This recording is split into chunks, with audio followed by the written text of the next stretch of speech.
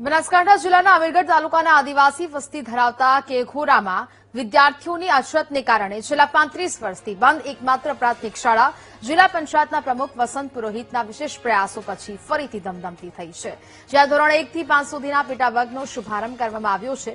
શાળા શરૂ થતાં જ અગાઉ ડ્રોપ આઉટ થયેલા 38 બાળકોએ ઉત્સાહભેર શાળામાં પ્રવેશ મેળવ્યો હતો।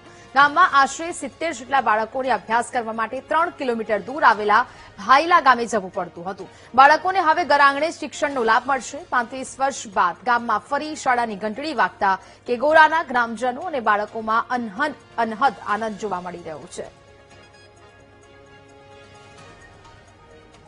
अचानक मारी केंगोरा स्कूल पर नजर पड़ी, जे स्कूल 35 વર્ષથી બંધ હતી અને આજુબાજુ લગભગ 127 બાળકો એવા હતા કે સ્કૂલે ભણવા નહોતા આવતા અને મારા ધ્યાને જેવું આવ્યું એટલે મેં આ બધી ચર્ચા અહીંના ટીપીઓ સાહેબને અને જિલ્લા લેવલમાં કરી અને એમના સહયોગથી આજે ફરીથી મતલબ આ સ્કૂલ ચાલુ કરી છે અને અમારા થ્રુ એમ કે પૂરા પ્રયત્નોથી આ સ્કૂલ આજથી રનિંગ થઈ ગઈ છે। કે અમારા વર્ષોથી 35 વર્ષથી અમારી સ્કૂલ બંધ છે, એ સાહેબ અમે વોટ તો આલશો પણ અમને સ્કૂલ ચાલુ કરી આલો એટલો અમારે તમને મેં વોટ આલશું। એટલે અમે પછી જિલ્લા પંચાયત છૂટી અને અમે જિલ્લા પંચાયતમાં પ્રમુખશ્રીની રચનાથી ત્યારે મેં લેટર લખ્યો હતો કે કેંગોરા પ્રાથમિક શાળા 35 વર્ષથી બંધ છે।